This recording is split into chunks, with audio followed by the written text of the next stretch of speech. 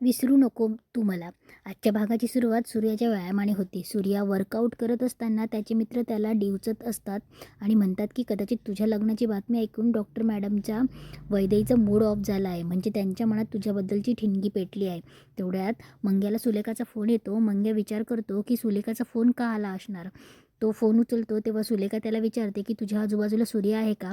मंग्या आहे म्हटल्यावर ती बाजूला जायला सांगते. मंग्या दूर जातो पण सूर्य तिथेच असतो आणि कोण आहे म्हणून विचारत असतो. सुलेखा आणि वैदेही सोबत असतात. सुलेखा मंग्याला विचारते की सूर्याला काय आवडतं. मंग्या सांगतो की त्याला दशावतार आवडतो. हे ऐकून वैदेही डोक्याला हात लावते. सुलेखा पुढे विचारते की त्याला खायला काय आवडतं. मंग्या सांगतो बांगडा, सुरमई आणि सुकट भाकरी. सुलेखा विचारते त्याला व्हेज नाही आवडत का सूर्याला. त्यावर मंग्या गमतीने उत्तर देतो की सुले, पोटावरती बिस्किट उगाचच आली आहेत का व्हेज आवडते म्हणायला. इथे सुलेखा आणि वैदेही खाना खुणवून मंग्याला विचारतात की त्याला गोड नाही आवडत का. मंग्या त्यावर सांगतो गोडाचं काय, गोडाचं आवडतं ना, खाजा आवडतं आणि तो फक्त माझ्या आणि नानूच्या हातानेच खातो. कसं आहे ना, ते आमच्या मैत्रीचं प्रतीक आहे. सुलेखा त्याला वैतागून बोलते कळलं अजून गोड आवडतं का ते सांग. तेव्हा मंग्या खुणवत सांगतो की सूर्याला नारळाची वडी खूप आवडते. त्यानंतर वैदू घरी येते. तिचे बाबा तिच्यासाठी परसबागेतील झाडांचे मस्त क्रीमी नारळ पाणी काढून ठेवतात. ते पिऊन वैदू खुश होते. तेवढ्यात तिचे लक्ष नलूकडे जाते. जी डोळ्यात पाणी आणून नारळ खवत असते. काल वरदने तिच्याशी केलेल्या वाईट वर्तणुकीमुळे नलूला आठवण रडायला येत असतं. वैदू नलू आत्याजवळ बसते. तिची समजूत काढते आणि कालची गोष्ट सोडून द्यायला सांगते.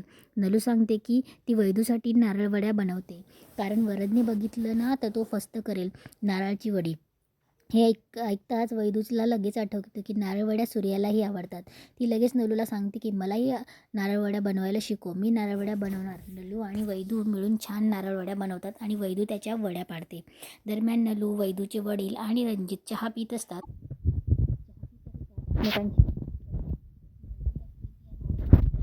वरदसाठी बनवते म्हणून. रणजित नलूला वैदू आणि वरदच्या लग्नाबाबत विचारतो तेव्हा नलूही हसून सहमतीने दर्शवते. वैदू नारळवड्या डब्यात भरते आणि हॉस्पिटलला घेऊन येते. हॉस्पिटलला आल्यावर ती गोदाला पकडते आणि सांगते की गोदा, हे बघ, आता तू काय करायचं की या वड्या सूर्यदादाला द्यायच्या आहे आणि त्याला काय सांगायचे की वैदू दिदीने दिली आहे. पण तुला जर कोणी भेटलं दुसरंच तर सांगताना सांगायचं की तू देतेस म्हणून. गोदा थोडी कन्फ्यूज असते, पण वैदूने चॉकलेट्स दिल्यावर ती काम परफेक्ट करण्याचे आश्वासन देते.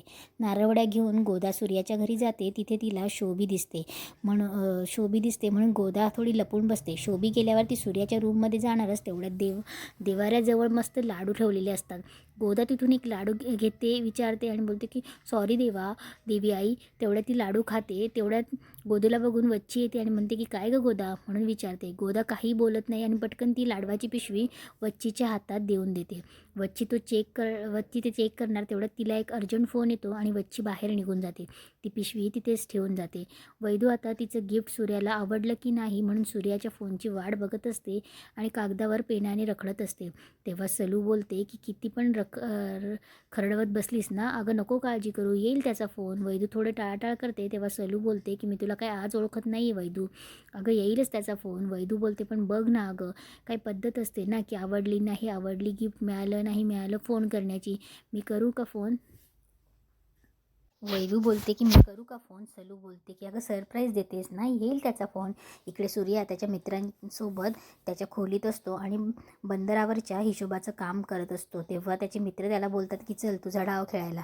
तेव्हा सूर्या वैतागून बोलतो की इथे माझं आयुष्य उद्ध्वस्त झालं आहे आणि तुम्हाला ल्युडो खेळायचं सुचतोय.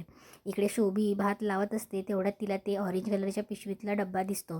तेव्हा तिला असं वाटतं की काय म्हणून ती हातात घेते आणि बोलते की काय ठेवलं ही जणी पण ना कुठे पण काय पण ठेवत असते आणि विसरते आणि नंतर विचारत बसते. तेवढ्यात कुकरची शिट्टी वाजते. तेव्हा शोभी बोलते की बापरे माझा भात जळला वाटतं.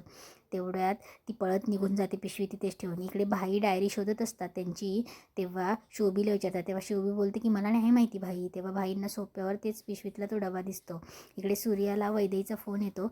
वैदेही सूर्याला बोलत असते की अरे काही पद्धत असते, मी तुला गिफ्ट पाठवलं होतं, अरे काही पद्धत असते फोन बिन करायची. तेव्हा सूर्या बोलतो की अहो मॅडम काय बोलतायत तुम्ही. तेव्हा वैदेही बोलते की काय आहे ना, बेसिक गोष्टी लोकांना कळली नाही ना मग माझी चिडचिड होते आणि मग मला लोक म्हणतात की तू खूप चिडचिड करतेस. तेव्हा सूर्या बोलतो की म्हणू द्या लोकांना काय पण म्हणायचं ते म्हणायचं, तुम्ही चिडा बिंदास माझ्यावर बिंदास चिडला तरी काही हरकत नाही.